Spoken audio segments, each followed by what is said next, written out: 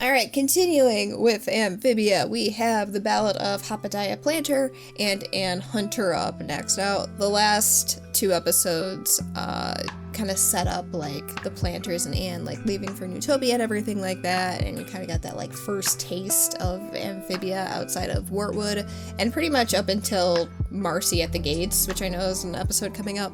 I feel like we're just gonna be exploring Amphibia and everything like that, which I'm super excited. Like I've been saying, that's kind of like the one thing I've been looking forward to the most this season, is seeing like the world of Amphibia outside of just Wartwood and the Valley. So I feel like that's gonna be this, is that we're going to see more of Amphibia, meet some like townspeople, because I think that's what the Ballad of Hopediah Plantar is, because I think that's like that desert, like western town. And then we have Anne Hunter, which I don't really know what that episode's going to be about so much, but yeah, super excited to see where the Plantars and Anne go from here in their journey to Newtopia. So yeah, let's get into it.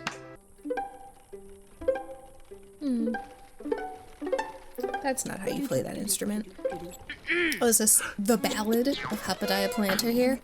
Mostly hid and coward. Uh-oh. And coward and coward and coward and coward and coward and coward and coward. Tried to save Anne when she was falling off the tower. He helped. Clear stakes, Hop Hop. And action. Drama. On! Oh. Feels like this, yes, town. Bittyburg. First town outside of Wartwood. Yes. I wonder what it'll be like. I'm excited Will the frogs be too. friendly? Will they have a bathroom? The world is the bathroom. It was the tiny town. I remember going over this in one of my analysis videos. Oh god. Man, imagine Yeehaw! eating at a restaurant and then a giant just ripping the roof off of the restaurant you're eating at. But I need the money for my boy, Bailey. He's been very sick and... Oh, son. Oh god. I know he's gonna have like a gang or something like that. I know that there were other guests planned for this episode. Man, 3 cheers for Hopediah. Bailey is the friggin' cutest, my god. Oh. I'm glad no one was hurt. Oh yeah, I was about to like, he's gonna go into like the whole shebang. You know, this is also how I feel like when I make a video about something where I just overanalyze it, where it's like so small, and then I can turn it into just like the longest analysis ever. Okay, Albert. That's a nice mustache. Oh man, this is just like middle school. Middle school? Oh, Anne, were you bullied in middle school? They're gonna go back. There's no way that they're just gonna... No, it's not that time, Sprig. Oh. Well, that wasn't... You're gonna have to buy a new one now. About doing the right thing. That's true. Which means we're gonna turn back. What's the plan? Well, it goes a little bit like this, you that see. idea in his head. Ma'am. Oh. Oh. What? Can nobody see them? Left. Huh? Like the sniper shot. Oh. Ooh, that would hurt. Ooh, that would hurt too. Is the town like gonna like revolt? Yeah. Gonna be like, oh, what? Oh. Like, I just thought they were gonna like stand up and revolt. I didn't think they were gonna like transform into like little demons.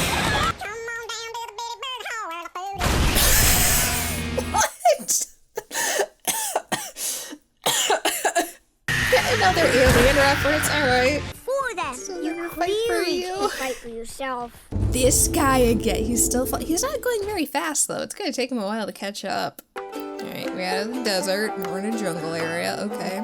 Oh, this is where this comes in from the promo. Okay, I thought like the blue arrow thing was connected to like Anne's power. Maybe it is, maybe this is like foreshadowing in some way, but this is just Anne's imagination. Do I at would least get a never cool be able to weapon? go A hunting. crossbow? I'm Kunai? A vegetarian, crossbow that like, shoots kunai? I don't know. Weapons are for barbarians. I just think animals are cute and adorable and I don't want to hurt them. We What are found the some donuts? crumbs. Long They're Johns? Is supposed that to what be the delicious. donuts are called? The Step long 2. ones? Ye- And then there's like also eclairs. Okay. Oh, they're like little different flavors. There's like a strawberry one, like a matcha one. Natch. I don't even think they have brains.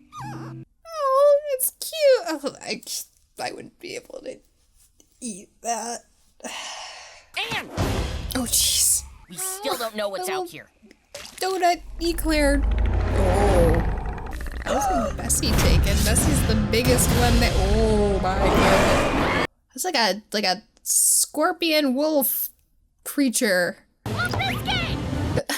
Your biscuit? Sprig? Holy cow, are you dead? I was about to say, like, is he dead? He got eaten. I finally snapped. Well, as long as you're helping. And now you've snapped, not being on another, like, world or dimension filled with, like, frogs and amphibians. Now is where you snap. It's a scorpileo, Anne. Oh, a Half scorpion? scorpion, half lion. But it looks like a wolf to me. Oh, you know what comes next. The dance. Oh, this is cool. Alright. This is cool. I'm vibing with this. Okay. The leaf? Is that like a Legend of Korra reference with Milo saying, be the leaf? Alright, so... Oh boy. Oh my. Yeah. Oh, good job, man. Look at you. And so were you, buddy. Oh, it's still there? Oh god. Oh man, Anne's just got full crazy. Hello, friend. Oh, it reminds me of like Baymax. Kind of. Oh, he's actually really adorable and cute. Like, I hope he's not dangerous. He's actually pretty adorable. Alright, well, those episodes are cute. I like seeing the different places that we're going to in Amphibia. I liked the Bittyburg especially. Bailey, man. Bailey's adorable. I figure he's probably gonna be like a one-off character, but man, Bailey, I want to see Bailey again at some point. No, those were cute. I liked them a lot. As we continue our journey to Newtopia, we made a stop in a new town and also became one with nature. Like I've been saying in my previous Amphibia videos, I've really been looking forward to seeing other places in Amphibia, and Bittyburg was the first town we've seen on this trip. I think the idea of taking the term small town and making it a very literal small town is fun and clever and definitely on par with the tongue-in-cheek humor that Amphibia is known for.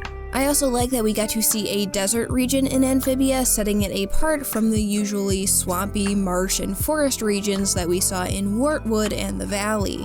The actual design of Bittyburg is nice too. I like how the cacti were included in the architecture of the town. Them also being a pleasing warm crimson contrasts nicely against the more muted neutral colors of the rest of the town. Outside of the design, I also really liked the townsfolk. They all had the humble, simple townsfolk charm that made them likable and easy to sympathize with, especially Bailey. My god, I know he's probably going to just be a one-off character, but man, do I want more episodes with Bailey because he is a precious little boy. I also liked the Hasselbacks, particularly their designs. I thought they were unique and creative. But this brings us to the conflict for this episode, which mainly centered around Hop Hop. I like how we did get some callbacks to episodes from Season 1 in regards to Hop Hop. While Sprig and the others give him a hard time about the events of what happened at Toad Tower, Hop Hop does bring up some of his more notable accomplishments. But this causes him to feel underappreciated, so with the Hasselbacks causing trouble, this is the perfect opportunity for Hop Hop to prove himself. And it works at first, earning the respect of Bittyburg. But once the whole gang shows up, it proves to be a little too much for Hop Hop to handle. And I like this moment here when Anne puts the idea into Hop Hop's head without actually saying that he should turn back, and it just goes to show how clever Anne can really be. I also like that Anne, Sprig, and Polly all rally around Hop Hop in coming up with a plan to save Bittyburg. Once we get back to the town, I like that the cliche lesson of standing up for others gets flipped. Rather than Hop Hop being the hero he wanted to be, it's Bailey and the townspeople who end up standing for Hop Hop and taking down the Hasselbacks, as well as Bittyburg too. But I always like when shows do this, taking a cliche lesson or moral and then turning it on its head, and that's exactly what Matt and the crew did here. And I do think that this helps Hop Hop understand that he doesn't always need to be a hero or prove himself to others. Especially in this case where the people of Bittyburg really needed to stand up for themselves in the first place. And while it was nice that Hop Hop wanted to help, it was originally for his own motives. But hopefully Hop Hop will acknowledge that doing the right thing should take precedent over his own lack of self-confidence. Moving on to our next episode, we have Anne Hunter. Whereas we spent the last episode in the desert, we find ourselves in a more familiar forest area that we would see in the valley.